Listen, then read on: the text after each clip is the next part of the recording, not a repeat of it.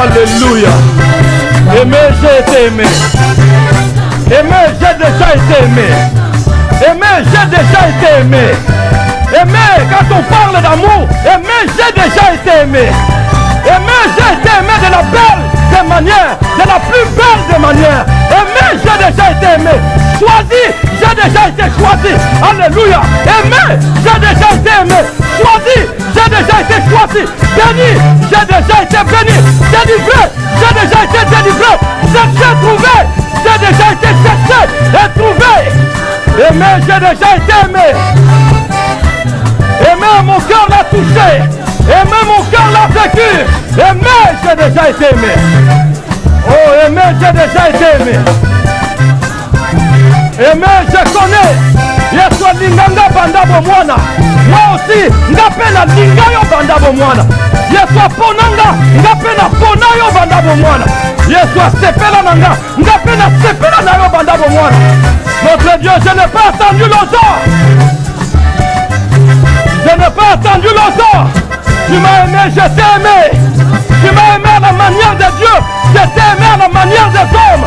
Je ne pouvais pas t'aimer autrement. J'aurais voulu t'aimer autrement. J'aurais voulu t'aimer autrement. T'aimer, je t'ai aimé. Oponanga banda bomwana. Ngapena ponayo banda bomwana. Alléluia. Yesu na ponayo banda bomwana. Tu le sais. Quand on l'ignorerait autour de moi, toi tu ne peux l'ignorer. Nalingayo banda bomwana. Aimé, je peux dire, j'ai été aimé. J'ai déjà goûté à l'amour. J'ai déjà goûté à l'amour.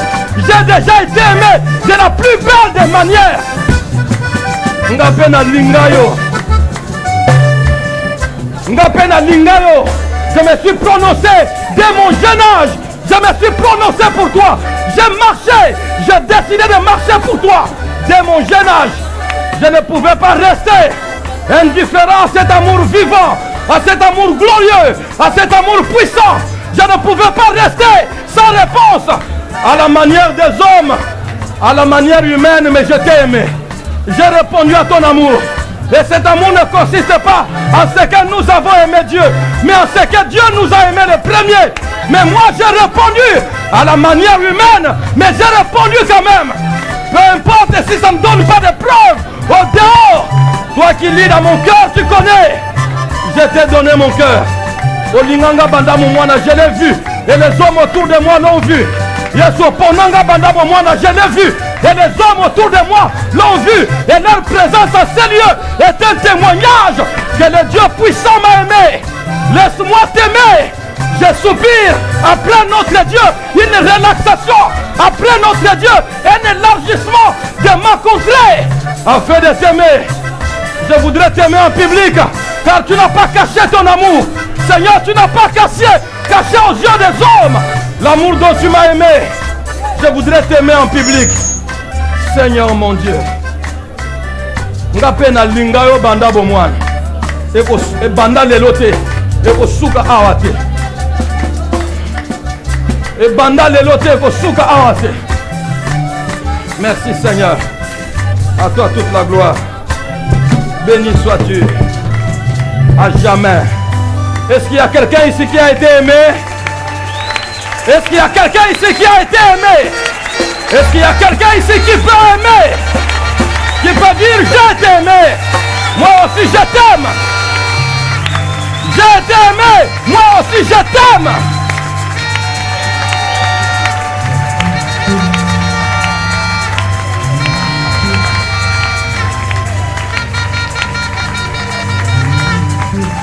Alléluia. Merci Seigneur. Au Seigneur notre Dieu toute la gloire. Alléluia. Vous savez que votre présence en ces lieux est un témoignage que Dieu a aimé un homme. Dieu m'a aimé, ça je peux vous le dire. Votre présence en ces lieux, quelles que soient vos conditions et tout ce que vous êtes, quelle que soit votre opinion en ma faveur, ou quelles que soient vos paroles, quel que soit tout ce que vous pouvez être, mais votre présence en ces lieux montre qu'un homme a été aimé. La Bible dit que les justes viendront m'entourer quand tu m'auras fait du bien. Vous pensez que si Dieu ne m'avait pas fait du bien, vous serez en train de m'entourer? Ça montre comment le Seigneur m'a fait du bien. Yesu alinganga banda bomwana. Même en traversant la vallée de l'ombre de la mort, je ne veux pas abandonner. Cet amour est plus fort. Et l'amour est plus fort que la mort. Alinganga banda bomwana. Je me souviens de tout ça. Alinganga banda bomwana. Mais ce qui est merveilleux, c'est que c'est une chose que d'être aimé. C'est une autre chose que d'aimer celui qui t'a aimé. C'est une chose que d'être aimé. Mais c'est une autre chose que d'aimer celui qui t'a aimé. C'est une autre chose. C'est une chose que d'être aimé par Jésus. C'est une autre chose que toi tu aimes Jésus. Tu lui donnes la première place dans ta vie, dans ma vie. Yesu linganga banda bomwana. Ataba lobi lobi. Yesu linganga banda bomwana. Et les preuves, ce ne sont pas des preuves qui manquent. Seigneur Jésus, merci. Amen. Que le Seigneur vous bénisse. Vous êtes venus ici pour être bénis, soyez bénis. Bien sûr, c'est pour cela que vous êtes venus. Vous êtes venus pour être bénis, soyez bénis. Dis à ton voisin, nous sommes venus pour être bénis. Alors soyons bénis. Laissons-les nous bénir. Qu'ils utilisent n'importe quel instrument, mais pourvu qu'ils nous bénissent. Ne regarde pas toi l'instrument, mais pourvu qu'ils nous bénissent. Si un jour le Seigneur te transforme ton domestique au pasteur de l'église, tu vas fuir l'église?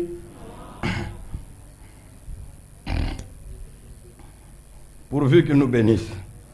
Retenez cette phrase parce qu'il sera question de tout cela dans ce message.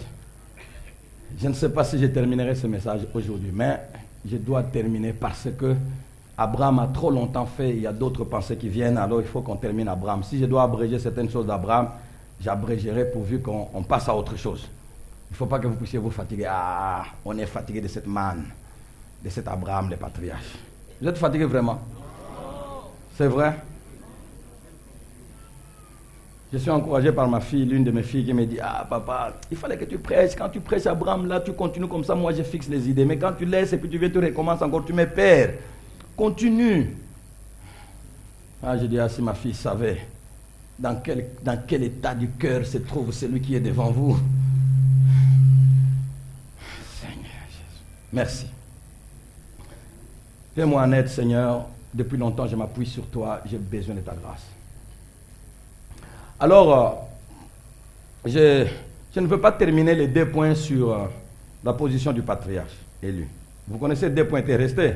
Je sais qu'il y a des fidèles ici qui suivent ça à la loupe. Ils ont même mis un cahier à part pour Abraham et puis des autres cahiers pour les autres. Alors, regardez là-bas, vous allez voir que nous avions 2 points qui étaient restés sur Abraham, plutôt sur les patriarches, la position du patriarche élu. Il y a eu 2 points là-bas. Nous avons parlé d'un point très important avec lesquels nous avons conclu les jours de la Pâque. Et il était resté 2 autres points. Après avoir analysé notre dernier chapitre, j'ai vu que ces points-là se retrouvent aussi dans un autre point que nous dirons dans les prochains chapitres. Donc j'ai dit, bon, comme ça reviendra, autant en parler dans les derniers chapitres. C'est pourquoi j'ai sauté, j'ai laissé ça de côté. Nous reviendrons. Si vous êtes prudents, vous verrez qu'on touchera ça un peu plus tard. D'accord? Pour aujourd'hui, nous sommes avec Abraham le patriarche, combien? 38. Genèse chapitre 12, du 1er au 5e verset. Souvent nous lisons jusqu'au verset 3 ou verset 4. Là, nous allons jusqu'au 5e verset. Genèse chapitre 12, 1 à 5. Je lis au nom du Seigneur Jésus. L'Éternel dit à Abraham, va-t'en de ton pays, de ta patrie et de la maison de ton père, dans le pays que je te montrerai. Je ferai de toi une grande nation, et je te bénirai. Je rendrai ton nom grand, et tu seras une source de bénédiction. Je bénirai ceux qui te béniront, et je maudirai ceux qui te maudiront. Et toutes les familles de la terre seront bénies en toi. Abraham partit comme l'Éternel le lui avait dit. Le lui avait dit, et l'autre partit avec lui. Et l'autre partit avec lui. Abraham était âgé de 75 ans lorsqu'il sortit de Charan. Abraham prit Sarai, sa femme, et Lot, fils de son frère, avec tous les biens qu'ils possédaient et les serviteurs qu'ils avaient acquis à Charan. La dernière partie dit, ils partirent pour aller dans le pays des Canaan. Et ils arrivèrent au pays des Canaan. Amen. Celui qui part pour un voyage avec une destination connue, la réussite de son voyage, c'est arriver à la destination. S'arrêter en mi-chemin est un échec. Je sais comment j'ai commencé ce voyage avec toi. Et je sais comment tu m'as montré où je devais en terminer avec toi. Et quand je vois des choses compliquées sur mon chemin, quand je vois des choses inédites sur mon chemin, je me dis, Seigneur, as-tu renoncé ou m'as-tu tendu le piège? Toi qui ne peux tenter personne, tendrais-tu un piège au serviteur que tu as fait sortir et à qui tu as montré où il devait arriver? Seigneur notre Dieu, je suis humain et j'ai cru en ta parole malgré tout. Tu es puissant pour m'accompagner où tu m'amènes. Quand je traverse l'ombre de la vallée de la mort, je ne crains aucun mal. Et pourtant, humainement, on tremble, on murmure, on souffre, on est peiné, on est démotivé, on est à plat des fois. Seigneur, des incompréhensions de tout genre, et on est à plat des fois. Malgré tout, Seigneur, le voyage ne s'arrête pas dans la vallée de l'ombre de la mort. Ta houlette et ton bâton me rassurent. Oui, Seigneur, notre Dieu, tu ondules ma tête. Merci, notre roi. C'est toi qui m'as pris en charge. Tu savais ce que j'étais. Tu savais ce que j'allais être en chemin avec toi. Tu connais mon humanité, mes limites, mes faiblesses, mes lacunes. Tu connais, Seigneur. Mais tu n'as pas pris un homme dont tu ne connaissais pas la vie. Mais si tu l'as pris quand même, c'est que tu as analysé tes moyens. Et tu as vu qu'avec un tel homme, j'arriverai. Mes moyens l'aideront à arriver. Je m'accroche à tes moyens. Merci pour la croix de Golgotha. Le premier des moyens les plus efficaces qui fera arriver des saints où tu les attends. Entre tes mains nous sommes, bénis ta parole et bénis ton peuple. Au nom de Jésus, nous avons prié. Merci Seigneur. Amen. Es-tu aimé par le Seigneur?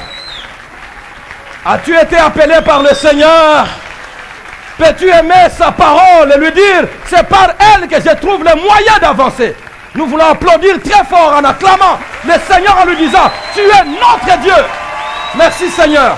Tu nous conduiras et tu nous feras arriver.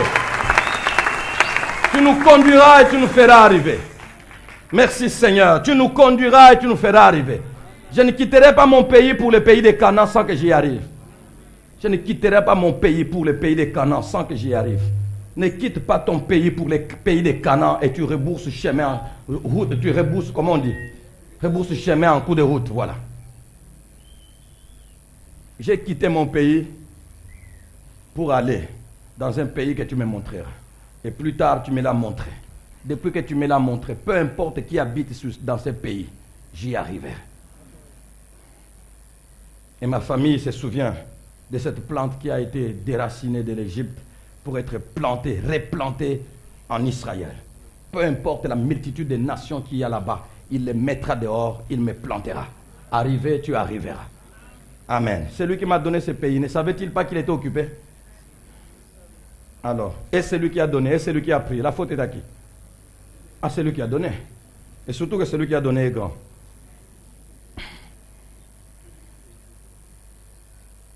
Israël est mauvais. Pourquoi tu es venu habiter dans les pays où il y avait déjà des gens? Ce n'est pas moi, c'est Dieu. Merci Seigneur. Vous êtes avec moi? Vos notes, vos stylos et bloc-notes sont prêts? La Bible est prête? Vos oreilles sont prêtes? Vos mains aussi, vos bouches sont prêtes? Tout à fait. C'est ça la maison de Dieu. Que le Seigneur notre Dieu vous bénisse. Amen. La promesse de Dieu attachée à l'appel d'Abraham. Notez bien. La promesse de Dieu attachée à l'appel d'Abraham. Pourquoi? Parce que à chaque appel s'attache une promesse, mes amis. Il n'y a pas d'appel. Nous l'avons déjà dit 1000 fois. Nous le dirons encore. Il n'y a pas d'appel de Dieu sans promesse. Il n'y a pas d'appel de Dieu. Quand Dieu t'appelle, une promesse s'attachera. Que tu entendes bien, est-ce que c'est Dieu ou ce n'est pas lui? Mais tout appel de Dieu s'attache, à tout appel de Dieu s'attache une promesse. Ainsi, la promesse de Dieu, attachée à l'appel d'Abraham, comprend 5 axes ou chapitres. Nous les avons énumérés les uns après les autres. Premièrement, je ferai de toi une grande nation. Quelle promesse! Nous avons détaillé ça en plusieurs messages. Plusieurs messages. Je ferai de toi une grande nation. Je te bénirai. Le deuxième chapitre ou le deuxième axe. Je te bénirai. Je rendrai ton nom grand. Tout ça, tout ce que nous sommes en train de dire, si vous nous avez rejoints il n'y a pas longtemps, tout ce que nous sommes en train de dire là, c'était des chapitres qui ont été détaillés en plusieurs messages. C'est tout ce qui nous a amené jusqu'à Abraham, le patriarche, 38e numéro. Je rendrai ton nom grand. Combien déjà? 3. Je bénirai ceux qui te béniront, je maudirai ceux qui te maudiront. Quantième chapitre? 4e. Et enfin, tu seras une source de bénédiction pour toutes les familles de la terre. Amen. 5 grands chapitres. Tout ça là, ça remplit toute la Bible jusqu'à la vie éternelle. Ça se trouve dedans. Abraham, c'est un pilier. Abraham, c'est un géant. Merci Seigneur. 5 merveilleux chapitres dont nous avons déjà analysé les 4 premiers. Je ferai de toi une grande nation. Je te bénirai. Je rendrai ton nom grand. Je maudirai. Je bénirai ceux qui te béniront. Je maudirai ceux qui te maudiront. 4 chapitres déjà analysés. Entamons ce matin le 5e qui lui traite la source de bénédiction de toutes les nations de la terre. N'est-ce pas merveilleux? Sans ce chapitre dernier, nous, on ne serait pas ici. C'est ce chapitre dernier qui a été qui a été exécuté par le Seigneur, dont le programme a été exécuté par le Seigneur. C'est pourquoi nous sommes ici. Nous ne sommes pas issus d'Abraham, charnellement parlant. Biologiquement parlant, nous ne sommes pas issus d'Abraham. Pourquoi sommes-nous ici? Parce qu'Abraham a reçu le mandat. En lui seront bénies toutes les familles de la terre. Et les familles de la terre, nous sommes là, bénis en Abraham. Est-ce que tu as déjà été béni en Abraham? Parce que la grande et la plus grande des bénédictions, nous le verrons plus tard. La plus grande des bénédictions, nous l'avons déjà vu, nous le verrons encore. La plus grande des bénédictions en Abraham qui a atteint toutes les familles de la terre, c'est Jésus de Nazareth. Écoutez comment il dit à ses disciples: allez, faites de toutes les nations des disciples. Allez, atteignez toutes les familles de la terre, car c'est pour cela qu'Abraham a été appelé. Et la parole est venue. J'ai dit au Seigneur, la vague de ta parole m'a atteint.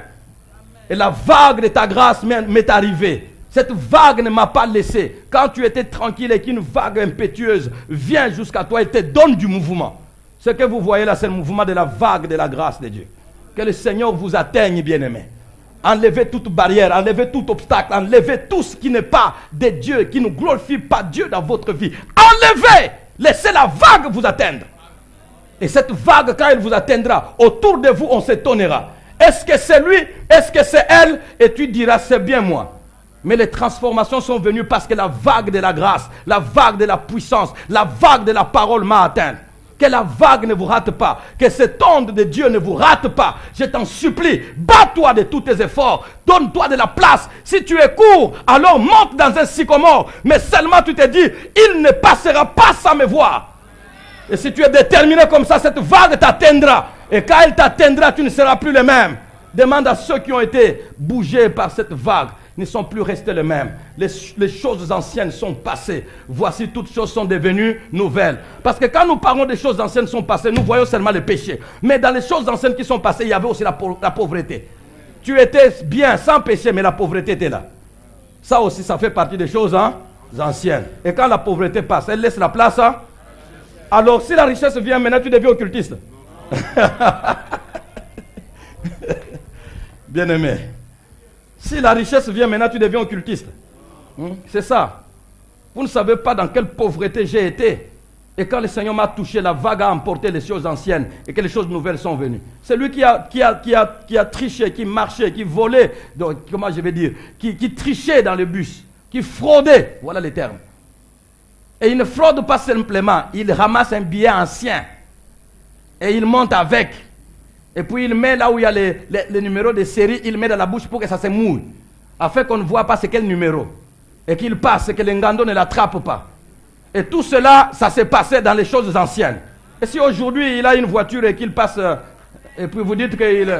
Ah, vous ne savez pas d'où les gens viennent. Si vous ne comprenez pas, taisez-vous. Frères, sœurs, si vous ne comprenez pas d'où les gens viennent, taisez-vous. Tous ceux qui sont dans la vie, dans une certaine position, n'ont pas touché à la magie. Et moi, depuis que le Seigneur m'a béni, m'a élevé, la magie, l'occultisme est tout petit. Parce que le Seigneur est plus grand que tout cela. Je ne toucherai pas. Je ne me ridiculiserai pas. Vous entendez? Si déjà un professeur d'université un jour en France, on lui pose la question, mais est-ce que vous ne pensez pas qu'un jour avec cette capacité que vous avez de professeurs, éminents professeurs d'université, vous ne pensez pas qu'un jour on peut vous donner un ministre et dire, vous ne pouvez pas me rabaisser jusqu'à ce niveau? Je n'ai pas compris. C'est chez nous, on se bat pour être ministre, il faut aller au pont. Mais ailleurs, un homme qui est déjà ce qu'il est, maintenant être nommé ministre, c'est comme si on l'a rabaissé. Alors si déjà les hommes avec la matière humaine peuvent réfléchir comme cela, que celui qui a touché au Dieu puissant, qui a vu la représentation du Tout-Puissant, qu'il se réduise à l'occultisme, allez-y, parce que vous n'avez pas encore touché au grand. Celui qui a touché au grand, tout le reste devient petit. Et je vous dis vrai, malheureusement il y en a qui sont ici. Nous avons commencé à prier depuis longtemps. On n'a pas vu grand-chose. Bon, la prière, c'est pour aller au ciel. Mais ces pratiques-là, c'est pour un tout petit peu nous positionner. Et moi qui m'a positionné. Je voudrais avoir autour de moi des hommes qui croient. Et non des hommes qui mélangent. Je voudrais avoir autour de moi des femmes qui croient. Et non des femmes qui mélangent. Non. Nous croyons comme ça. Tout ce que nous avons, nous pouvons dire avec assurance. Et au-dedans de nous, nous savons que ça, ce que je dis là est vrai. J'aime ça. Vous me voyez avec une montre, je sais qu'elle est vraie. Vous me voyez avec une veste, je sais qu'elle est vraie. Vous me voyez avec une voiture, je sais qu'elle est vraie. Vous pouvez vérifier, nulle part il a volé. Je ne vole pas.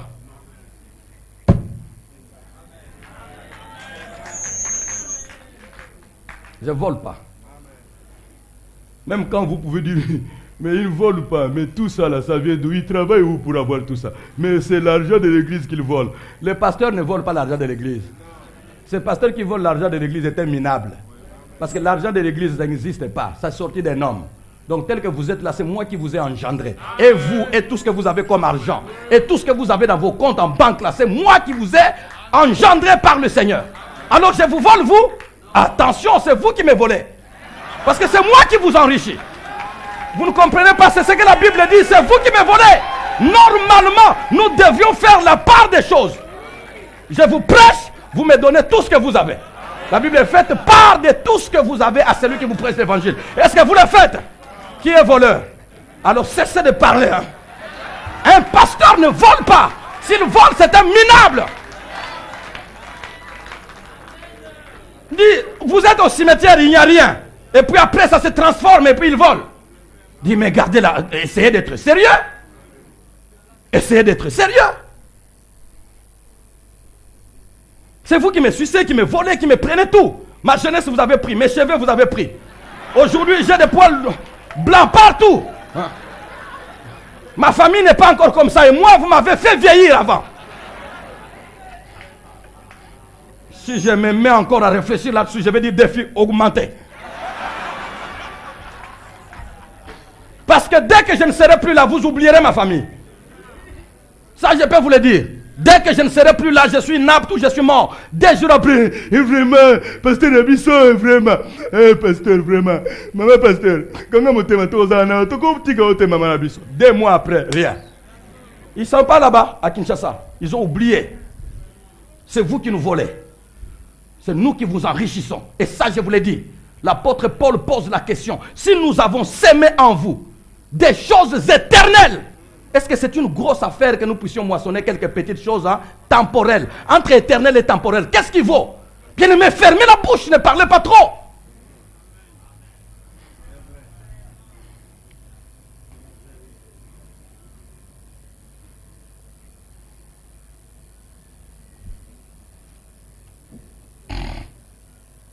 Cinq merveilleux chapitres dont nous avons déjà analysé les 4 premiers. Entamons ce matin le 5e qui traite la source de bénédiction pour toutes les familles de la terre. Sans ce dernier chapitre, nous ne serions pas ici. C'est elle qui nous concerne, qui nous a engendrés. La vague nous a atteints. La première question, quelle est la première famille d'après vous? Quelle est la première famille de la terre qui a été bénie en Abraham? C'est une question. Quelqu'un peut répondre? C'est simple, non? Tu seras une source de bénédiction pour toutes les familles de la terre. Ce n'est pas au même moment, pouf, toutes les familles, non. Les unes après les autres. Quelle est dans cette démarche-là la première famille?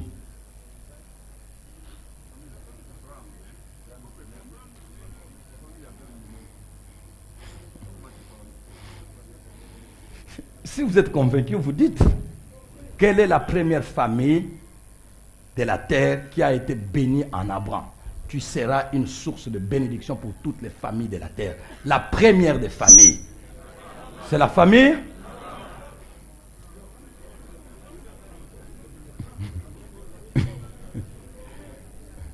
Corneille.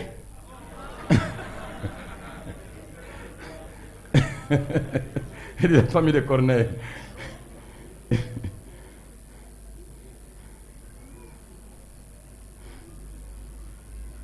C'est bon, je ne veux pas vous troubler, vous avez raison, c'est la famille d'Abraham.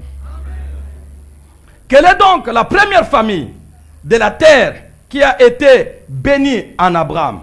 Tout naturellement, il s'agit de la famille du patriarche. Parce que vous ne pouvez... La première... Abraham était-il dans une famille, oui ou non? Ok. Tout naturellement, il s'agit de la famille du patriarche, représentée par Sarah, sa femme, Lot, son neveu, et Eliezer, l'un de ses serviteurs.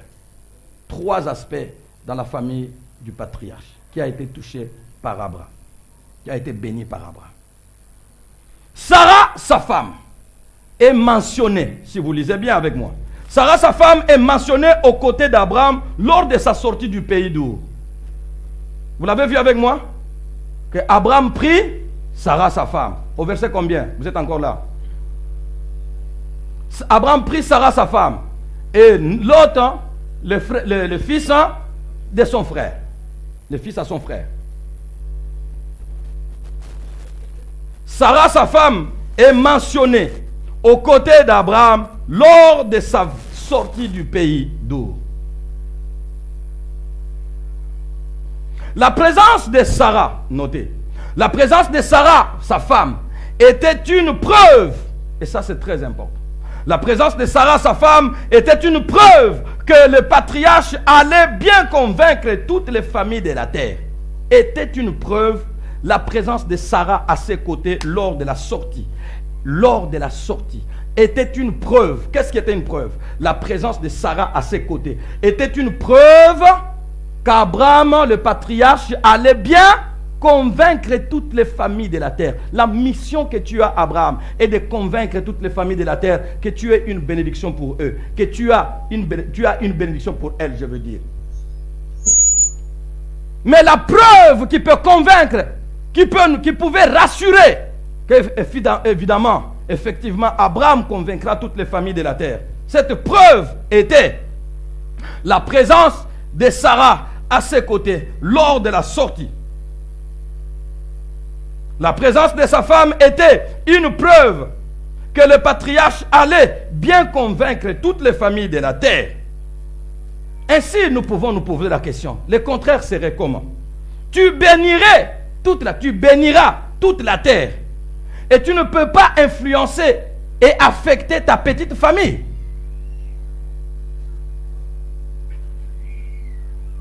Tu béniras toute la terre. C'est sur ta tête. Et tu ne peux pas influencer et affecter ta petite famille. Les familles de la terre t'attendent. Mais tu te fatigues de ta petite famille. Tu atteindras les nations, les familles de la terre. Mais tu veux sauter ta petite famille. Tu vas nourrir les familles de la terre qui sont affamées. et tu ne nourris pas ta petite famille, tu ne la satisfais pas dans sa faim. Tu feras de grandes choses avec Dieu. Et les petites choses déjà qui sont entre tes mains, tu es infidèle. Tu as une grande mission qui t'amènera plus loin. Et ceux qui sont avec toi de plus près, tu t'es fatigué d'eux. Tu béniras toute la terre. Et tu ne peux pas influencer et affecter ta petite famille. Est-ce possible? Quel témoignage!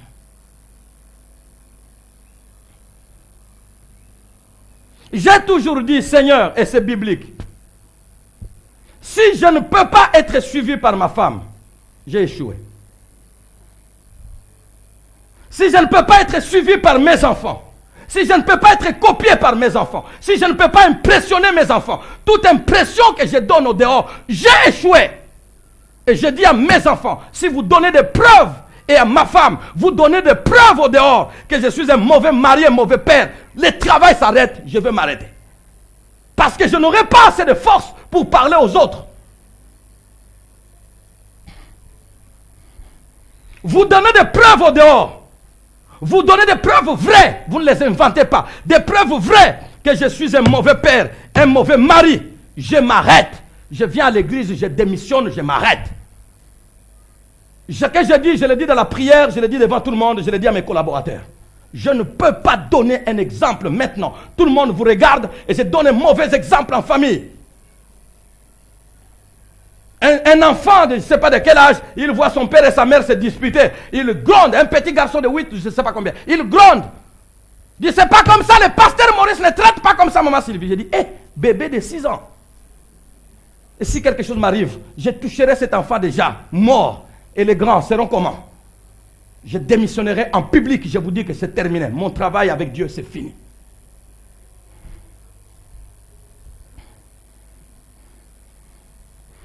Combien de serviteurs, combien d'enfants de Dieu, combien de chantres, combien de, je ne sais pas, je vais chanter parce que vous êtes tout près de moi et vous êtes très visible. Je ne vous verrai pas. Vous êtes trop visible et puis vous êtes remarquable. Des chantres, services d'accueil, anciens diacres, diaconesses, combien qui ont des maisons malades, des maisons tuées par eux-mêmes, mais à l'église, un véritable, bien-aimé, la foi chrétienne, c'est d'abord là où tu es. Comment tu ne pries pas à la maison, tu pries bien à l'église. Comment tu ne lis pas la Bible à la maison, tu la lis bien à l'église. Comment tu n'exhortes pas des enfants, tu exhortes des enfants d'autrui. Comment tu ne parles pas avec rigueur à ta femme, et tu veux parler avec rigueur à celle du dehors? Non, ça ne marche pas. S'il y a rigueur, dans ma maison d'abord. S'il y a exhortation, dans ma maison d'abord. S'il y a bénédiction, dans ma maison d'abord. Comme ça, la maison sera pour moi un véritable pilier qui va me propulser au dehors. Combien de serviteurs ont le ministère du dehors? Par conséquent, ils n'ont plus où se réfugier. Pas d'influence. Vous ne pouvez pas servir Dieu. Nous ne pouvons pas servir Dieu. Soyons honnêtes. Si nous devons laisser, ma famille va mal. Je laisse. Quand je vous dis prier pour moi, c'est ça. Si les choses continuent à se gâter, un jour vous m'entendrez ici, vous direz, pasteur Abel Liboma, c'est quoi? Avec cette église, parce que les autres serviteurs, ils ne voient que ça. Tu laisses ça, il dit, je laisse. Je ne vous ai pas donné un bon exemple partant de ma famille. Partant de mes enfants. Est-ce qu'elles seront des anges? Non.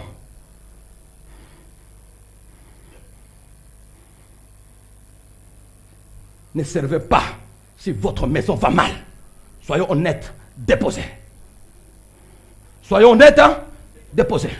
Dites, pendant un temps, je ne suis pas en harmonie avec moi-même. Par conséquent, je ne peux pas servir. Je n'ai pas convaincu ma femme. Je n'ai pas convaincu mon mari. Je n'ai pas convaincu mes enfants. Je n'ai pas convaincu mes parents. Bon, les parents, les enfants, ça va encore. Les enfants ne peuvent pas avoir la force de convaincre les parents. Mais le pasteur d'une église, un serviteur, un papa, serviteur à l'église, qui n'a pas convaincu dans sa maison, je vous assure, tout ce qu'il fera au dehors n'a pas d'effet. C'est ça ma souffrance. C'est ça ma souffrance lorsque je vois que j'ai fait beaucoup de choses avec le Seigneur et que là, je suis en train de traverser un virage qui peut tout annuler. C'est ça ma pleure, mes pleurs de tous les jours. Si vous voulez prier pour moi, c'est ça, ce que je crains.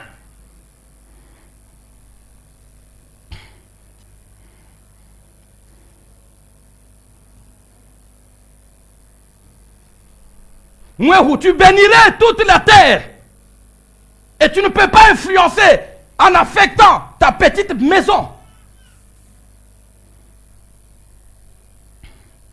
1 Timothée chapitre 3, les versets 4 et 5, il est dit, il faut qu'il dirige bien sa propre maison, parlant des diacres, diaconesses et autres, parlant des diacres et anciens.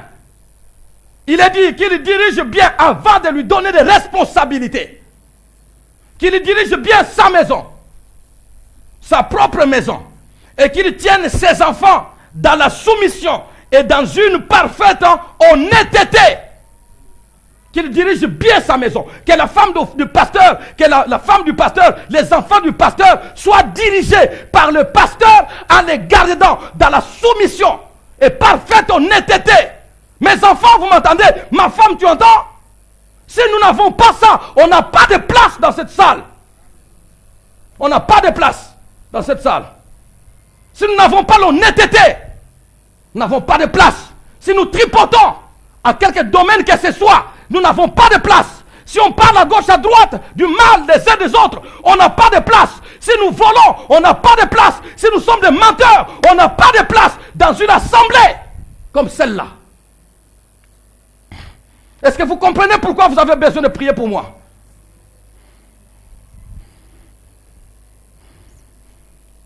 Parce qu'il semble que vous aimez seulement les pasteurs quand ils sont bien au point. Mais quand ils ne sont pas au point, ce sont vos ennemis.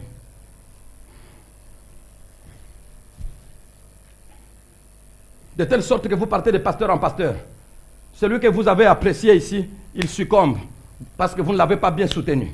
Et puis vous quittez, vous allez dans une autre église. Ah bah pasteur, vraiment, le Misibiso Penza. Il y a 5e Azokwea. Il y a 5e Azokwea. Et toi, quelle est ta responsabilité devant ton Dieu? Qu'est-ce que tu as fait? Toi, tu as fait quoi dans les 5 là que tu as connus? Tu as fait quoi pour les préserver? Quelle était ta responsabilité? Auprès du Seigneur, nous verrons des serviteurs qui seront rejetés ou alors qui recevront juste la couronne, mais pas de, qui recevront juste le salut, mais pas de couronne. Nous les verrons, qui seront loin de Dieu. Mais nous verrons aussi des responsabilités qui les ont conduits là, être partagées dans la foule dans laquelle ils ont été. Est-ce que vous savez que vous êtes sur ma responsabilité et qu'entre-temps, moi aussi, je suis sur votre responsabilité? Est-ce que vous le savez? Ça, vous ne le savez pas. Tout ce que vous mettez de l'avant, c'est que vous êtes sous ma responsabilité. Mais ma responsabilité à moi sur vous, vous ne la connaissez pas. Quand la Bible dit que, attention, ceux qui vous conduisent là, attention, ayez pour eux de la condescendance, ayez pour eux du respect, afin qu'ils vous servent, non pas en gémissant, c'est qu'ils ne vous seraient aucun avantage. Ça, cette responsabilité-là, vous ne la connaissez pas. Tout ce que vous connaissez, c'est la responsabilité du grand sur le petit. Et la responsabilité des petits sur les grands. Je m'égarerai, mais vous aurez une part dedans. Il s'égarera, mais vous aurez une part, vous qui avez participé à une réunion qu'il avait organisée et qui était bénie par lui, d'une manière ou d'une autre. Vous avez une responsabilité, Église du Seigneur.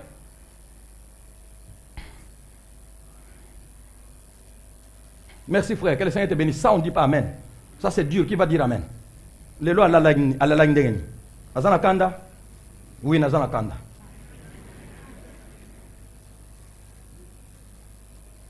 Car, au verset 5, il est dit, car si quelqu'un ne sait pas diriger sa propre maison, comment prendra-t-il soin de l'église du Seigneur? Est-ce que c'est clair? Si quelqu'un ne sait pas prendre soin de sa maison.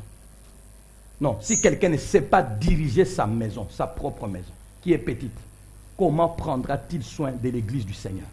Les petits poids que tu as là, tu ne supportes pas. C'est les grands poids que tu supporteras. C'est pourquoi la Bible dit qu'on les éprouve d'abord. C'est-à-dire qu'ils passent par toutes sortes de choses difficiles avant d'accéder aux responsabilités. Parce que les responsabilités, ça coûte cher. Qu'on les éprouve d'abord. S'ils sont honnêtes.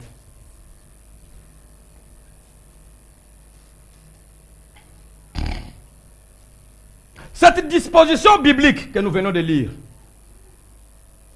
Vous avez retenu la disposition biblique?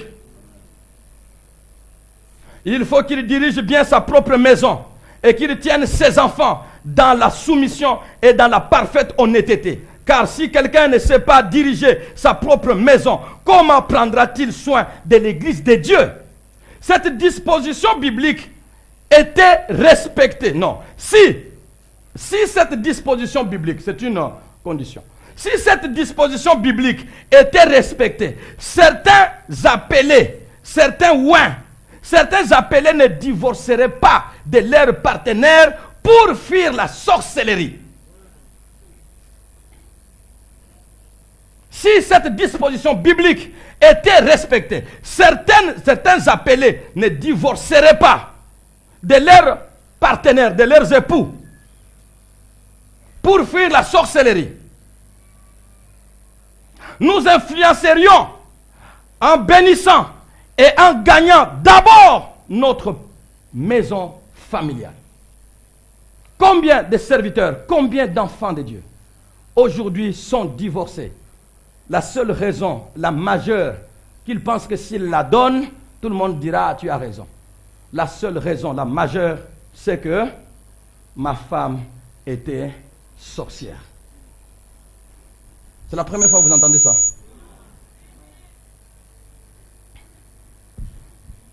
Les grands bishops, des hommes à l'onction, des hommes à la, je ne sais pas quoi, tout comme on les qualifie, divorcés.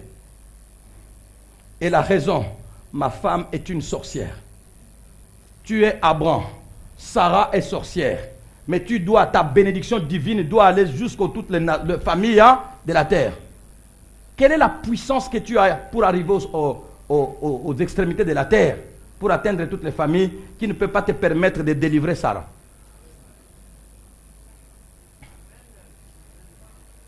Vous avez dit Amen.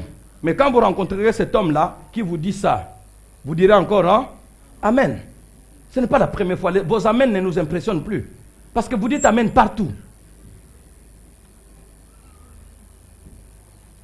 Un serviteur de Dieu puissant, rempli du Saint-Esprit, sa femme est sorcière.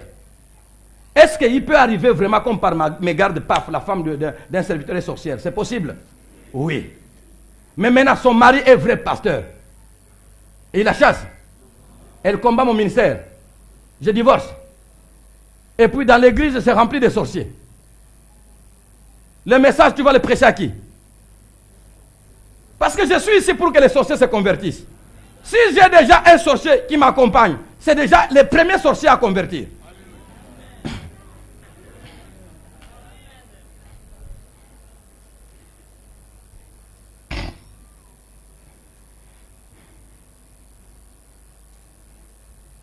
Si Sarah avait laissé Abraham sortir, Abraham aurait quelque chose de moins, de diminuer.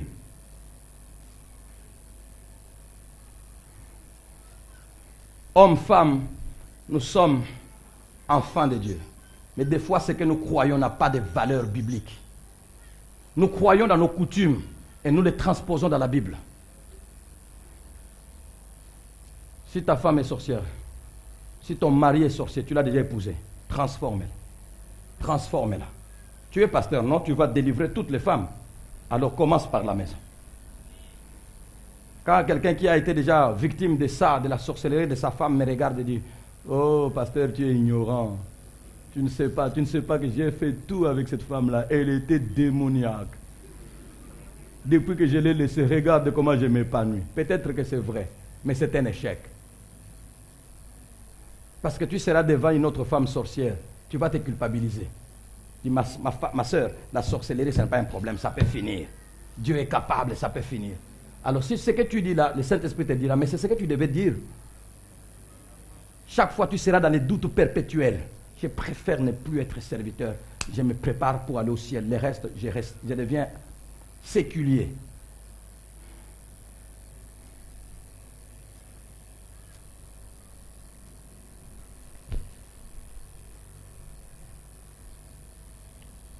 Nous influencerions en bénissant et en gagnant d'abord notre maison familiale.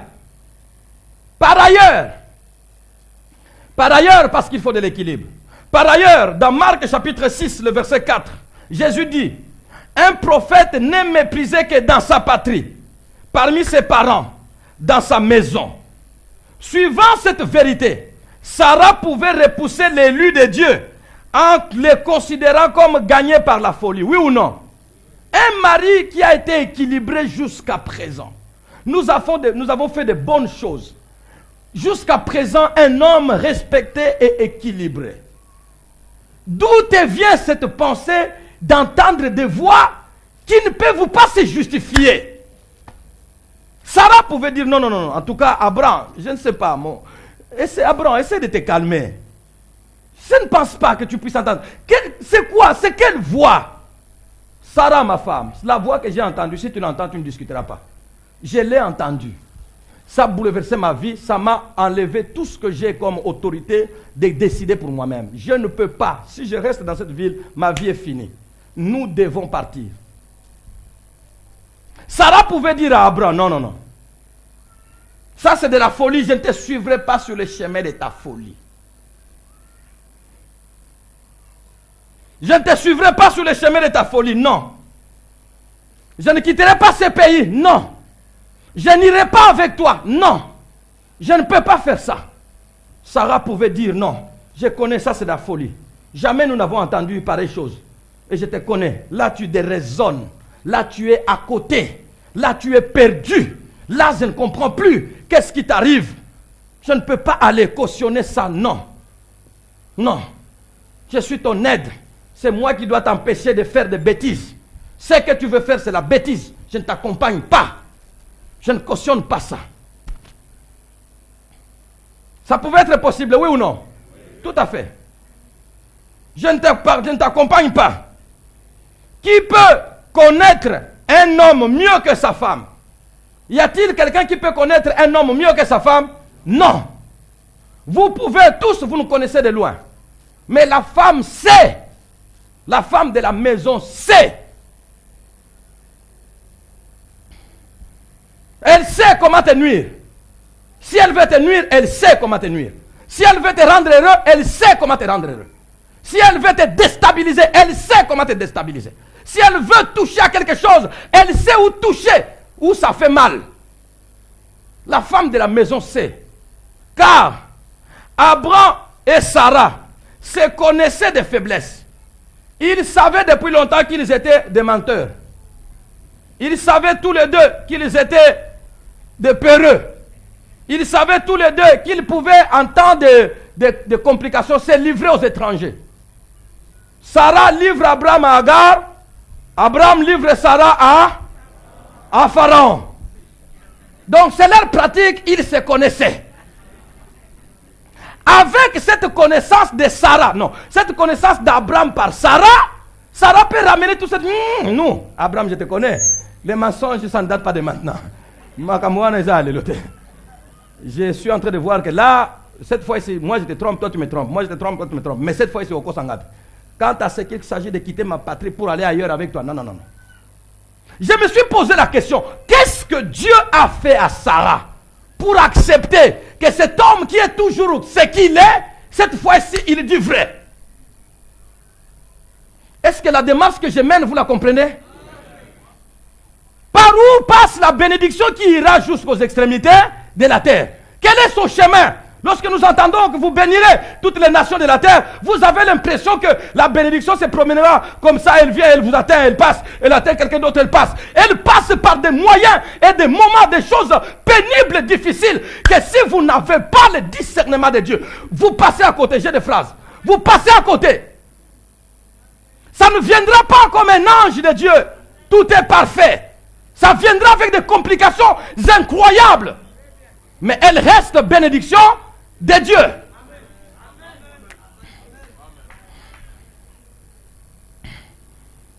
Abraham, non, là je ne comprends pas. Là non, c'est de la folie. Qui peut connaître un homme mieux que sa femme?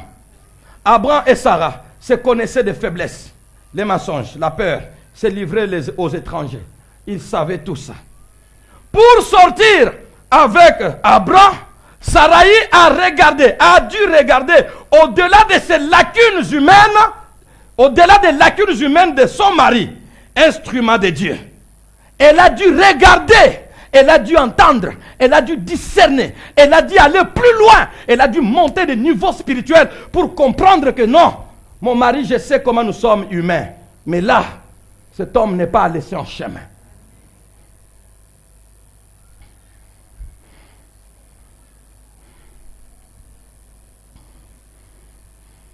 Et si Sarah ne l'avait pas fait, je disais donc, pour sortir avec Abraham, Sarai a regardé au-delà des lacunes humaines de son mari, instrument de Dieu. Au-delà des lacunes humaines de son mari, instrument de Dieu. Un instrument de Dieu a-t-il des lacunes? Non, il n'en a pas. Un instrument de Dieu peut-il avoir des lacunes? Non, il n'en a pas. Ce n'est pas une église comme ça qui va me connaître, me convaincre qu'il peut en avoir. Si un instrument de Dieu, comme ils sont là, nombreuses, des instruments au féminin.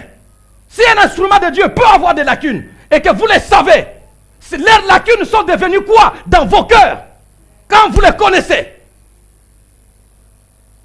Leurs lacunes sont devenues quoi? Que des pasteurs dans cette ville de Matadi, dans ce pays, qui ont été massacrés par leurs frères et sœurs membres de l'église. Massacrés. Tués chaque jour. Et moi, j'en suis l'une des victimes. De telle sorte que si le Seigneur qui m'a appelé ne m'a pas maintenu, je ne trouverai aucun appui. Mais quand à la Bible vous croyez, mais quand ce que vous croyez arrive, vous ne supportez pas. C'est pourquoi j'ai aimé ce message. Cherchez-les, trouvez-les. Ce message au sujet des pasteurs. C'est eux qui relèvent tous ceux qui tombent. Mais eux n'ont pas le droit de tomber. C'est eux qui consolent tous ceux qui sont affectés. Mais eux, ils sont souvent au milieu d'une grande multitude, mais seuls, en train de mourir dans la solitude, sans que personne ne s'en rende compte. Mais moindre petit ceci, tu entendras, ça ne sera pas des païens, mais de ceux qui s'assoient quand tu parles, et qui vont parler à gauche, à droite. Mais à l'église, un envoyé de Dieu peut-il avoir des lacunes? Oui. Quand vous les voyez, vous faites quoi? Espèce de vipère. Espèce de vipère. Il arrive des moments, quand je regarde un moment, j'ai pitié, un autre moment, je dis Seigneur, je ne connais pas les cœurs, qu'est-ce qu'elles sont, qu'est-ce qu'ils sont, tout cela. Des fois, ça te donne les dégoûts d'approfondir une relation avec un homme, avec une femme.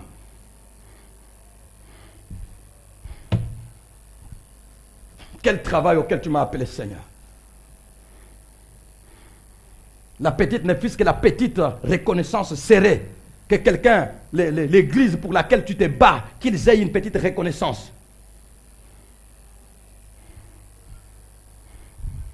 Un professeur qui est déjà mort, qui m'aimait beaucoup, Moussassa, disait, la reconnaissance n'est pas de ce monde.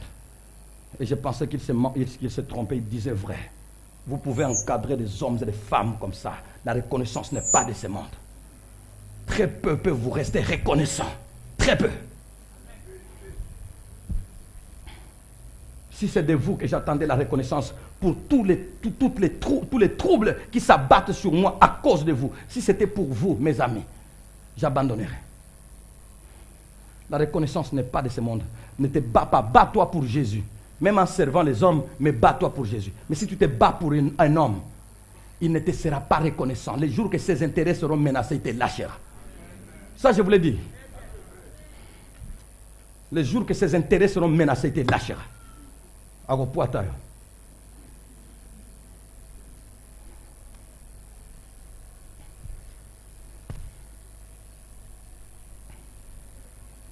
Pour sortir avec Abraham, Sarah a regardé au-delà des lacunes humaines, de son mari. Instrument de Dieu. Sinon, la première bénéficiaire de cette bénédiction passerait à côté de son eunuque à venir dès le premier pas en famille. La première bénéficiaire de la bénédiction de Dieu sur Abraham, c'est Sarah. La première, c'est Sarah.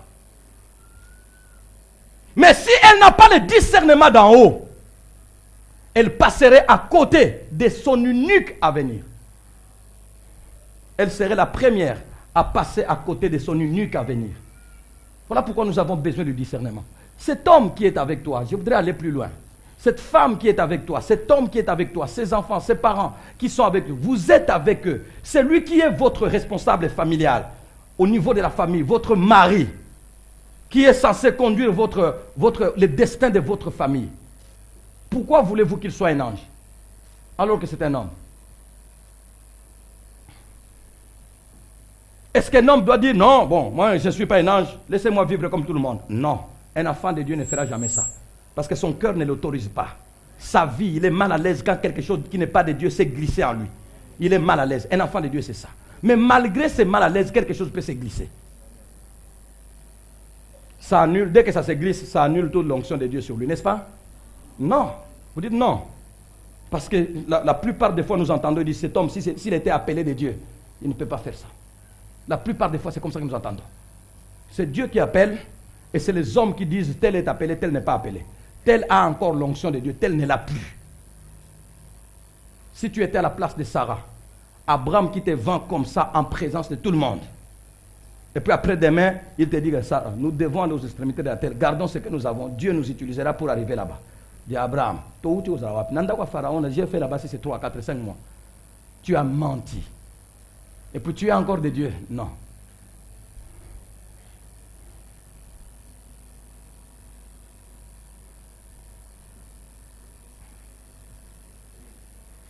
Si elle n'avait pas regardé, elle n'avait pas écouté Dieu, elle n'avait pas le discernement pour aller au-dessus, au-delà des lacunes humaines de son mari, l'instrument de Dieu, cette femme, première bénéficiaire de cette bénédiction qui repose sur Abraham, passerait à côté de son eunuque à venir dès le premier pas en famille. Ça serait le premier pas, la première victime. Pourquoi? Parce que la bénédiction ne se voit pas au dehors. La bénédiction, il dit qu'il en a en lui. Mais là, au dehors, il n'y a rien qui se voit. Au contraire, ce qui se voit au dehors, ce sont des méfaits, des lacunes humaines. Mais elle-même ne se voit pas. Si tu n'as pas les yeux, tu n'as pas Dieu, les yeux de Dieu, pour voir comme Dieu, tu passes à côté. Je veux dire que sur la terre des vivants, beaucoup d'hommes beaucoup de femmes sont déjà passés à côté de leur unique avenir. Je ne dis pas deux. Sarah n'avait pas deux avenirs. Un seul avenir. Elle passerait à côté de ça. Terminé. Et l'obstacle, ça serait quoi? Les lacunes de son mari. Instrument de Dieu. Je voudrais mettre quelqu'un, une femme, un homme, un serviteur, une ville, un pays en garde. Que la bénédiction de Dieu n'aura pas comme véhicule un ange de Dieu. Malheureusement, la bénédiction de Dieu a comme véhicule un homme comme vous. À vos yeux, vous ne pouvez pas le voir. Et pourtant, lui en a pour vous.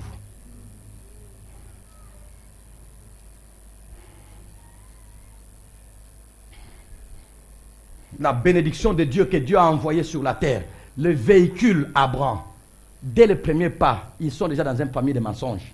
Des mensonges. Et quand Dieu vient, Sarah pouvait se dire, bon, maintenant là, comme Dieu est venu, nous étions dans les mensonges, dans les choses là. Comme il dit que c'est Dieu qui l'a appelé. C'est que mensonge, hein? Et qu'on s'allait sous-souter. Vraiment.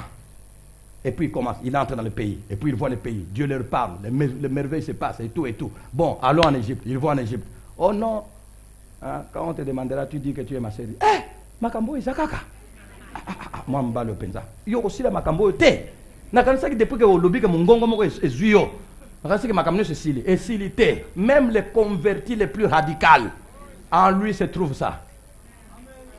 Même les convertis les plus radicaux, même le Paul le plus radical, il dit, je traite durement mon corps, je le tiens assujetti. Parce que ça, il faut se battre chaque jour. Il faut se battre chaque jour. Dis, combien de fois tu as regardé ton mari comme un démon?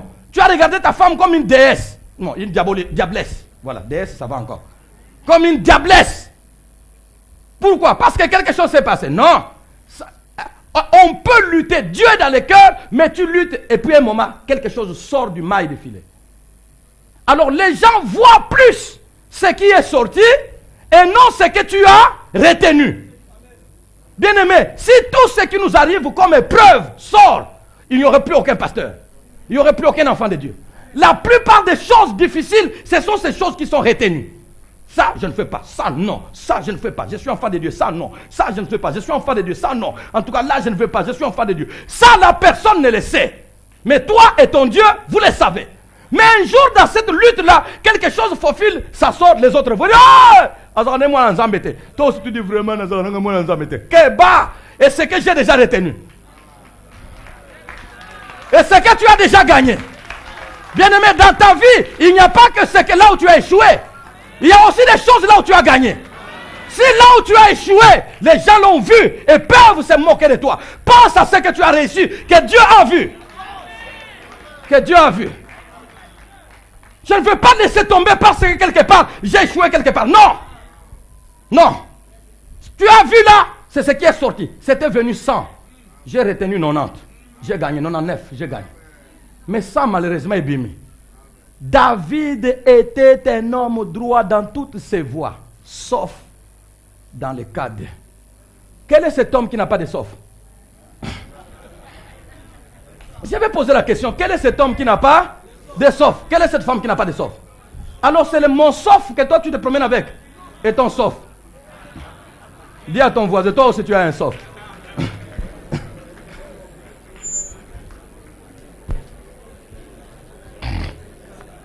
Nous, enfants de Dieu, bien-aimés, quand quelqu'un a un sauf, c'est qu'il a d'abord tout. Le sauf, c'est une sorte d'exception. Mais sa vie, c'est dans les tout. David était fidèle dans toutes ses voies, sauf. Bien-aimés, vous oubliez toutes ces voies fidèles et vous accaparez au sauf.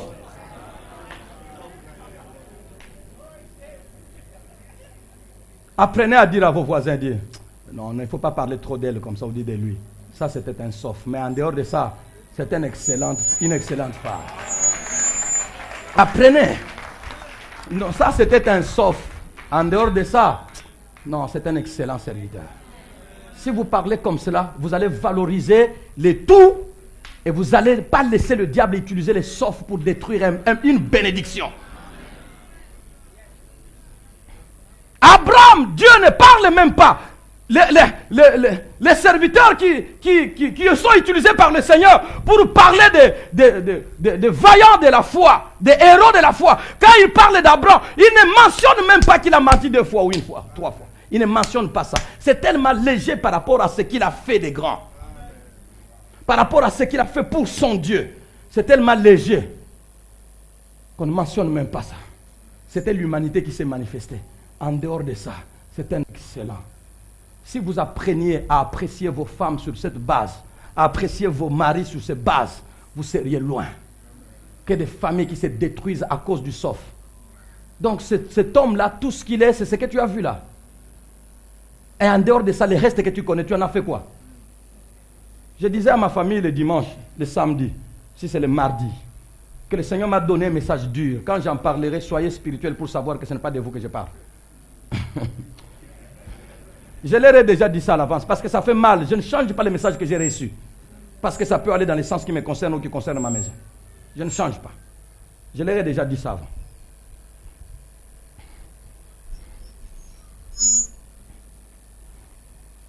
Mukambi Nabino, il n'a pas un sauf. Mais qu'est-ce que vous vous promenez avec? C'est le sauf. Mais le bon côté de Mukambi. L'apport du maître. Vous ne connaissez pas ça? Alors, mais c'est seulement, vous oubliez l'apport du maître, c'est seulement, il est dur, il est très dur. Alors, ça c'est un sauf. Bien aimé, dis-toi que j'ai aussi, est-ce que chacun de nous peut se dire, j'ai aussi un sauf?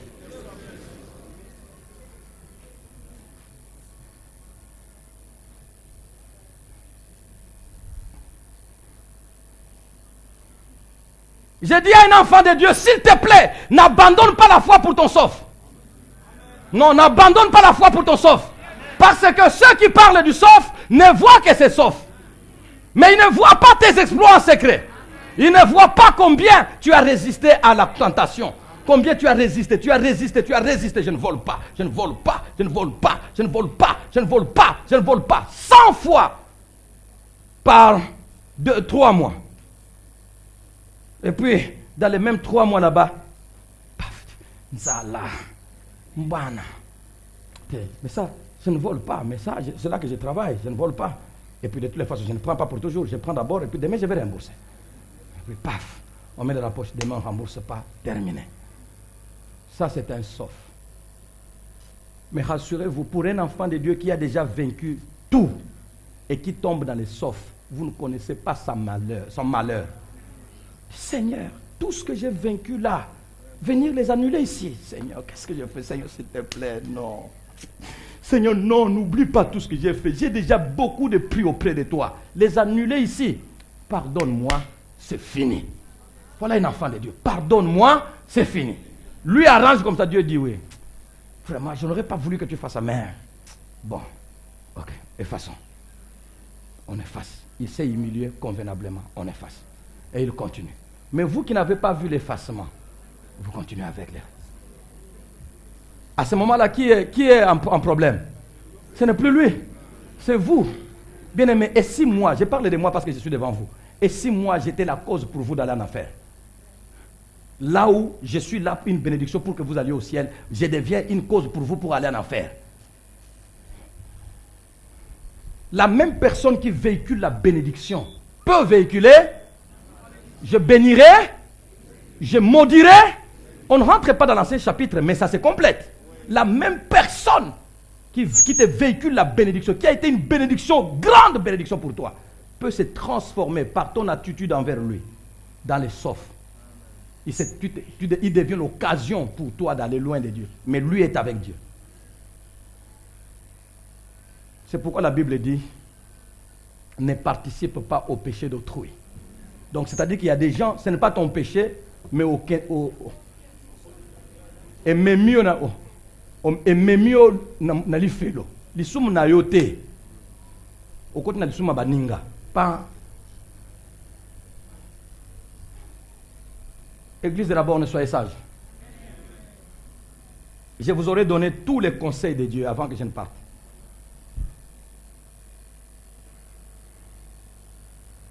Si nous ignorons, notez encore une autre phrase, si nous ignorons la valeur de la famille, Satan la prend au sérieux.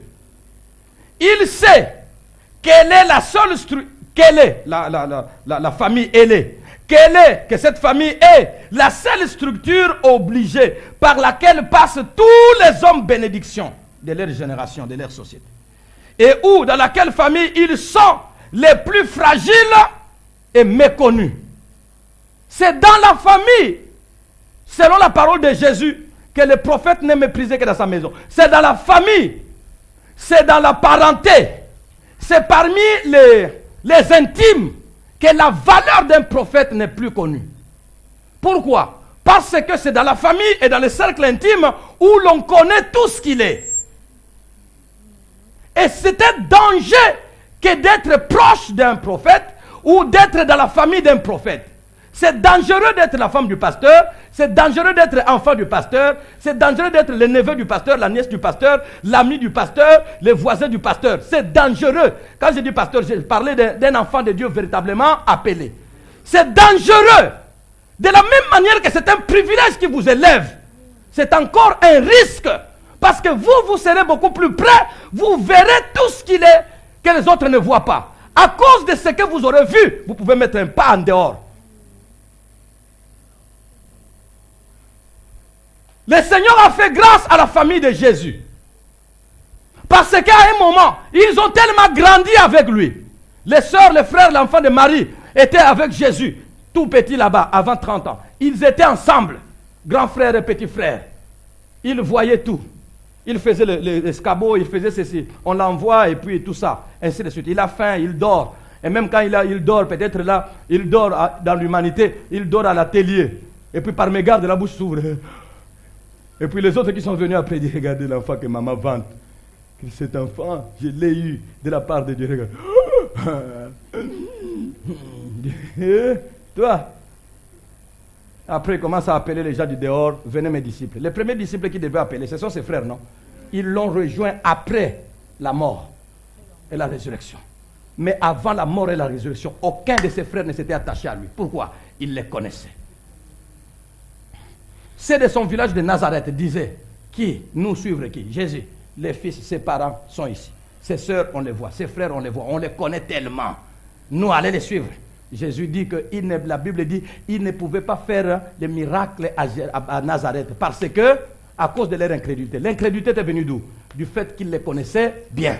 Bien-aimé, si ton enfant que tu connais bien, qui est bourrique à l'école, Dieu l'appelle, tu abandonnes l'appel de Dieu parce que je connais que cet enfant est un bourrique. Les familles de ceux qui sont appelés par le Seigneur sont privilégiés et à la fois sont en danger.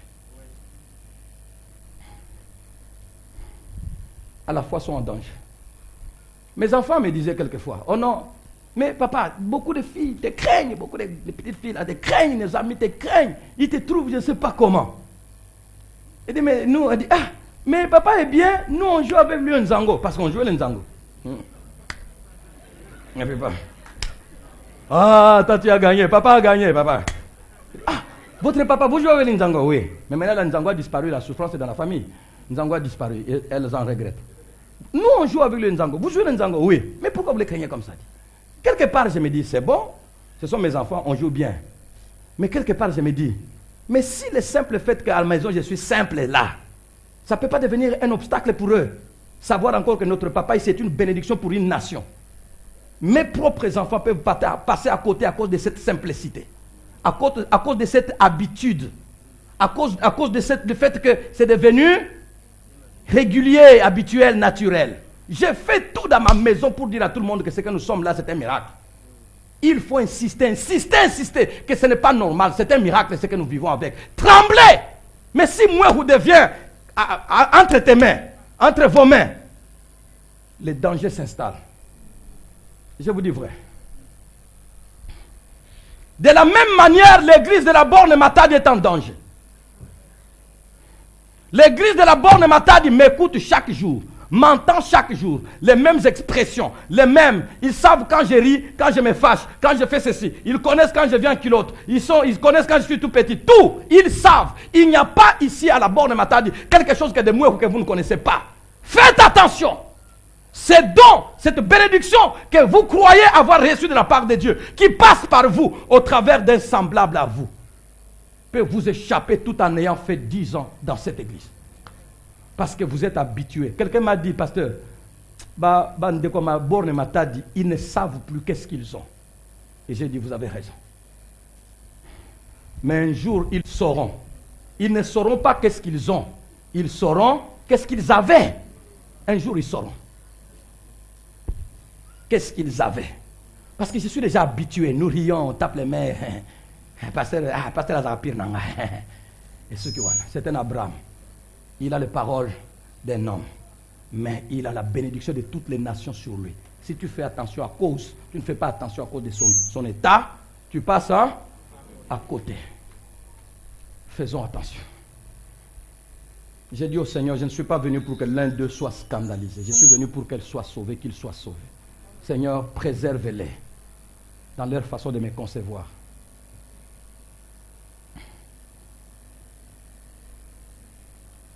Je disais que si nous ne connaissons pas la valeur de la famille, Satan la prend au sérieux. Il sait que la famille est la seule structure obligée par laquelle passent tous les hommes bénédictions de leur société et où ils sont plus fragiles et méconnus. C'est en famille où on est plus fragile parce qu'on est connu. Personne ne se cache en famille. De telle sorte que même, je n'ai pas pensé à ça, ça vient. De telle sorte que même Naaman,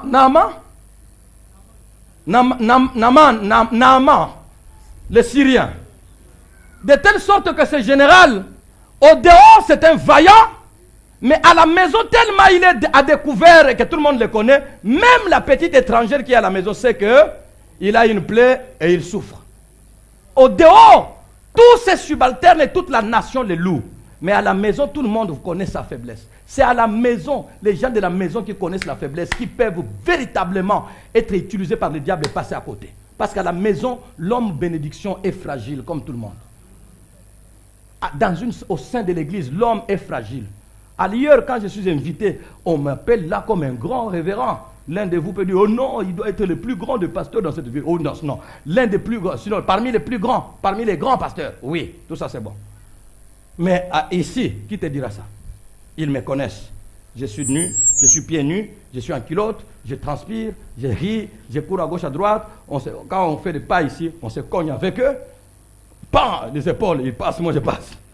Ici, des petits jeunes gens qui viennent de naître il n'y a pas longtemps, on se cogne avec les épaules, ils passent, moi je passe. Ah, frère Maurice, mais c'est le frère Maurice.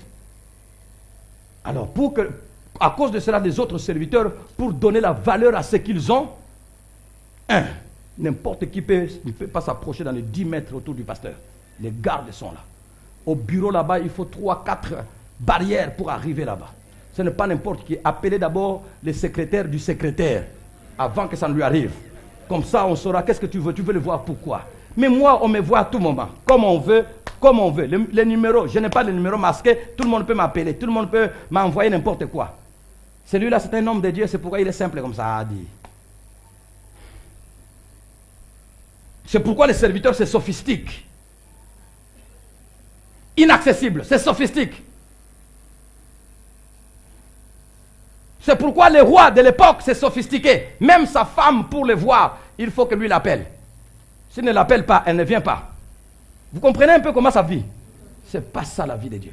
Les serviteurs, les véritables, doivent être les serviteurs de tous, accessibles à tout le monde. Mais ce n'est pas parce que vous avez l'accessibilité et la simplicité de votre serviteur que vous les méprisez dans vos cœurs et partout où vous passez. Vous passerez à côté de ce qu'il porte. Ce qu'il porte est valable, mais l'enveloppe est humaine. Dans Corinthiens, il est dit que ce trésor est caché dans le vase de terre. Le vase est fragile et brisable à tout moment, mais le trésor est précieux. Si tu méprises le vase, le trésor t'échappe.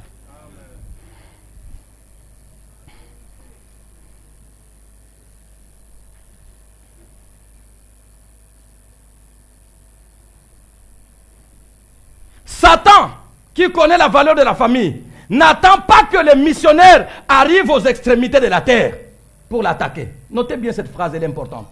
Satan n'attendra pas que les missionnaires arrivent aux extrémités de la terre, qu'Abraham arrive à toutes les familles de la terre pour l'attaquer. Non, il n'attendra pas ça. Lui connaît la valeur dès le sein maternel, dès la famille. La fin de Moïse, c'est-à-dire la destruction de Moïse et de Jésus, était planifiée dès leurs origines familiales. Satan n'attendra pas que Moïse fasse d'abord sortir tous les peuples avant qu'il ne les menace. Satan n'attendra pas que Jésus paye d'abord les prix à la croix avant qu'il ne les menace. Dès qu'ils sont bébés dans la famille, là, ils ont déjà été, Satan a déjà connu qu'ils sont un danger. Mais la famille ne sait rien. À part quelques enfants, les parents de Manoah et sa femme, les parents de Samson. Zacharie et sa femme, les parents de Jean-Baptiste. Joseph et sa femme, les parents de Jésus, qui savaient quels enfants ils avaient conçus. En dehors de ça, toutes les autres grandes bénédictions de Dieu pour leur société sont nées comme tous les autres enfants, aucun signe particulier.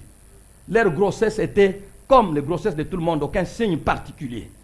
Est-ce que vous m'entendez? Si Marie connaissait la raison d'être de Jésus, pour sa mère, si Marie connaissait la raison d'être de Jésus, pour la mère de Moïse, son fils était un enfant comme tout autre. Elle ne l'a caché que parce que il était beau. Je ne sais pas si vous comprenez. Mon enfant, s'il n'était pas beau, ça va encore, je pouvais le laisser, on le tue, mais il est beau. Donc tout ce qui a fait que la maman de Moïse les garde, les cache, c'est parce qu'il était beau. Exode chapitre 2, le verset 1 à 2, il est dit: un homme de la maison de Lévi avait pris pour femme une fille de Lévi. Cette femme devint enceinte et enfanta un fils. Elle vit qu'il était beau et elle le cacha pendant 3 mois. Tout simplement. Donc si ce garçon n'était pas beau, on le jetterait comme les autres ont jeté. Mais sans savoir qu'au-delà de cette petite beauté physique qui va disparaître avec le temps, c'était un libérateur de tous les peuples entre leurs mains, dans la maison. Ils ne le savaient pas. Je voulais poser la question à quelqu'un. Mon ami, est-ce que tous les enfants que tu as, toutes les grossesses que tu as, est-ce que tu sais quelle grossesse est pour quel but? Ce n'est pas la maman de Moïse qui savait que cette grossesse était quoi? C'est en famille. Ce n'est pas la maman des Gédéons qui savaient que cette grossesse était pourquoi. La grossesse de Moïse, comme celle de Gédéon, Jephthé, Esther, Paul, Mandela, Lumumba, Martin Luther King, leur grossesse n'avait rien de particulier, mais elle contenait la bénédiction de tout un monde. Tu as une grossesse, je sais pas, tu as un enfant qui est entre tes mains, qui est comme tous les autres enfants. Bien-aimé, est-ce que l'État, est-ce que le monde a un plan pour protéger la famille par laquelle passent tous les héros de demain? J'ai dit que la famille, le diable sait quelle est la seule structure, l'unique structure l'unique structure obligatoire par laquelle passent tous les hommes bénédictions. Parce que tous ceux qui ont béni les autres ne sont pas forcément passés à l'école. Tous ceux qui ont béni les autres ne sont pas passés forcément à l'église. Tous ceux qui ont béni les autres ne sont pas forcément passés à l'université. Il y a beaucoup de structures. Mais la seule structure par laquelle passent tous ceux qui ont béni les autres, c'est la famille. Quel est le plan de Dieu, le plan du monde pour protéger la famille? Au contraire, le diable, sachant que c'est par la famille que ça passe, c'est sur la famille qu'il s'acharne. C'est pourquoi aujourd'hui vous voyez les homosexuels, vous voyez toutes sortes de lesbiennes, des mariages contre nature. Pourquoi? Le diable veut détruire ce qui est la famille. C'est par la famille que les héros et les bénédictions des autres passent. Et c'est par la famille que le diable les détruit. Nos familles ont déjà détruit combien de héros qui devaient être des hommes et des femmes. Et vous êtes ici, les enfants que vous portez dans vos bras, les hommes, les femmes que vous avez là. Qui sait qui sera quoi demain? Si tu savais, tu ne te comporterais pas n'importe comment.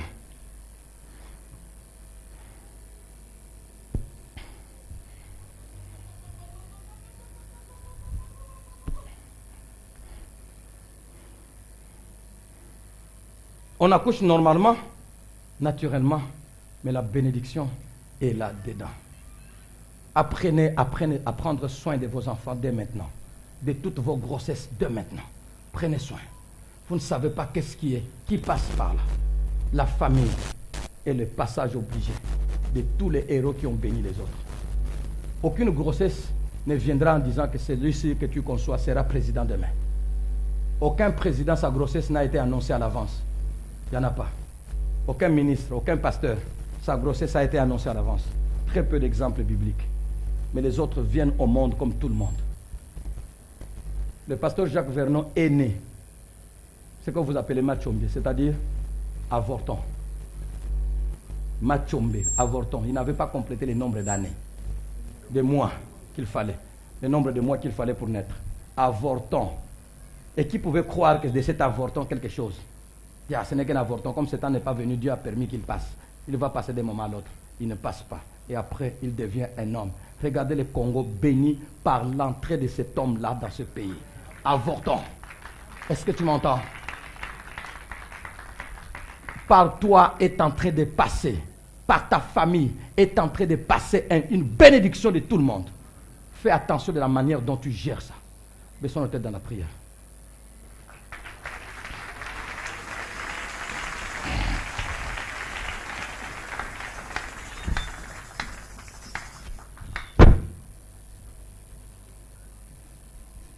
Aujourd'hui, nous avons vu Sarah, sa femme, la femme d'Abraham. Dimanche prochain, si Dieu fait grâce, les pressions sont énormes. Si Dieu fait grâce, je parlerai de l'autre, son neveu. Tout ça de la famille du patriarche. Seigneur, qu'est-ce que je suis? La force de l'évangile, c'est l'expérimenter soi-même. C'est exactement ce que je suis en train de vivre. Ce n'est pas facile d'être considéré dans son milieu par des personnes qui te connaissent à fond. Ce n'est pas facile, tu perds de la valeur. Parce qu'ils te connaissent tellement bien, tu perds de la valeur. Et souvent c'est en famille. Et souvent c'est dans la famille biologique ou famille spirituelle. Quelle est la valeur de moi, la borne Matadi? Je ne sais plus. Je n'ai pas moi-même à me présenter quelle valeur j'ai. J'essaie de vivre ce que je suis. J'essaie de vivre ce qui m'a été donné d'être. Mais je ne suis pas un ange. J'ai bloqué combien? J'ai lutté, résisté combien de fois? J'ai gagné combien de victoires dans les domaines spirituels, dans les luttes spirituelles? Mais si quelque part l'humanité s'est manifestée et quelqu'un veut saisir cela pour me traiter comme il veut, en famille ou à l'église, je ne sais pas où, partout, dans la ville, ou partout je passe, dans les cercles d'amis, où je suis plus connu, cela les engage eux. Quant à moi, que je fasse mon travail. Je parle avec rigueur à la maison, je parle avec rigueur au dehors. Je parle avec rigueur au dehors, je parle avec rigueur dans les cercles qui me concernent. C'est à cela que tu m'as appelé. Je n'ai pas autre chose. Tu es mon Dieu. Ne permets pas, Seigneur notre Dieu, que je vive une vie qui scandalise et qui éloigne les hommes. Mais si quelqu'un pense que le fait que d'être humain, je ne peux pas porter ta bénédiction, là, ça l'engagera lui-même. Aide ton peuple, aide-moi. Tu es notre Dieu. Pourquoi n'as-tu pas envoyé un ange être pasteur d'une église afin d'être respecté convenablement? Pourquoi as-tu envoyé des hommes? C'est toi qui le sais. Et pourtant, cela scandalise plusieurs que leur bénédiction soit au travers d'un homme qui est comme eux, et même un homme plus faible qu'eux. Seigneur, aie pitié, pardonne, garde, viens en aide, secours-nous. Tu as touché quelqu'un, tu as touché un homme, une femme, tu as touché cette église, tu as touché ma famille, tu as touché mes enfants, ma femme, tu as touché mes amis, mes collaborateurs, tu as touché ceux qui m'approchent, tu as touché qui tu as touché, Seigneur. Ce que j'ai dit, je l'ai dit de tout mon cœur. C'est ça la réalité que je vois dans la Bible, et c'est ça le message que tu m'as donné. À chacun de nous, Seigneur, de s'examiner. Comment marche-t-il? Comment se comporte-t-il vis-à-vis des hommes et des femmes qui passent par la famille, qui passent par nous, des enfants, dons de Dieu qui passent par nous, des grossesses, dons de Dieu, qui sont imprévus par le Seigneur pour quelque chose dont l'humanité se glorifiera demain. Seigneur, il y a des femmes bénédictions en ces lieux. Oh Dieu, préserve-les. Il y a des hommes bénédictions en ces lieux. Oh Dieu, préserve-les. Il y a des grossesses bénédictions en ces lieux. Oh Dieu, préserve-les. Que des grossesses comme celle de Moïse, celle de Joseph, celle de Gédéon, celle de David ne soient pas négligées parce que ce sont des grossesses ordinaires. Seigneur, un homme ordinaire peut être une véritable bénédiction. Une femme ordinaire peut être une véritable bénédiction pour sa société. Homme ordinaire, s'il te plaît, ne laisse pas ce que tu as t'échapper et échapper à ta génération. J'ai besoin de ta grâce. Préserve-moi, je veux être un modèle. Je me bats, tu le sais, mais ça ne suffira pas pour être ce modèle. Merci Jésus. Y a-t-il quelqu'un qui a été touché, qui veut prier avec moi? Lève ta main là où tu es. Au besoin, lève-toi. Quelque chose t'a touché, je ne sais pas quoi. La façon de considérer les serviteurs, les servantes, la façon de considérer les enfants, la façon de considérer les grossesses, la façon de considérer ceci ou cela. Je ne sais pas ce qui t'a touché. Que chacun de nous puisse se dire, Seigneur, je ne veux pas laisser, à cause des lacunes et faiblesses humaines que je connais dans cet enfant ou dans ces serviteurs, laisser la bénédiction qu'il porte me passer dessus. Non, Seigneur, s'il te plaît, je t'en supplie. Tu n'as pas voulu qu'un homme, tu n'as pas voulu que ce soit un ange qui véhicule ta bénédiction. Tu as voulu que ce soit un homme. Et pourtant ces hommes, malgré leur discipline et leur sérieux, malgré leur amour pour toi, ils restent humains. Je ne veux pas passer à côté. Je veux agir comme Sarah. Aller au-delà des lacunes que je vois dans mon mari. Aller au-delà. Voir la chose à un autre niveau. Et ne pas passer à côté de la bénédiction. Lève la main là où tu es. Lèvons nos deux mains si vous avez été touchés. Seigneur notre Dieu.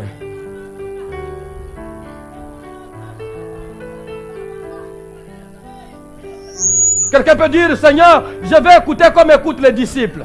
Seigneur, je vais écouter comme écoutent les disciples. Seigneur, je veux avoir un autre discernement. Seigneur, je veux avoir un autre niveau de connaissance. Seigneur, je veux avoir un autre niveau de la considération des choses. Que ce que je vois au niveau de l'humanité ne me fasse pas passer à côté.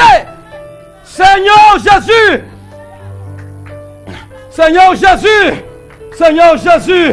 La Bible dit de Jésus qu'il était pour relever plusieurs et qu'il était aussi pour causer la chute de plusieurs. Seigneur, je t'en supplie, j'ai été envoyé pour relever plusieurs. Je ne voudrais pas voir quelqu'un chuter à cause de moi. Seigneur, s'il te plaît, gardez un moment de silence. Je te le recommande entre tes mains. Toute l'assemblée debout. Tous les serviteurs sont debout. Nous sommes avec toi. À qui ce message n'a pas été adressé?